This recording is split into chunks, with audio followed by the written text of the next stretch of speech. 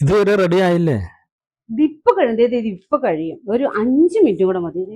അതെ, ഞാനേ ഈ സാരി ഇതാ ഇങ്ങനെ ഇങ്ങനെ ഇങ്ങനെ പിടിക്കണോ, അതോ ഇങ്ങനെ ഫ്ലീറ്റ്സ് ഒക്കെ എടുത്തിട്ട് നമ്മളിങ്ങനെ എറിഞ്ഞു കുത്തണ പോലെ ഇങ്ങനെ കുത്തണോ?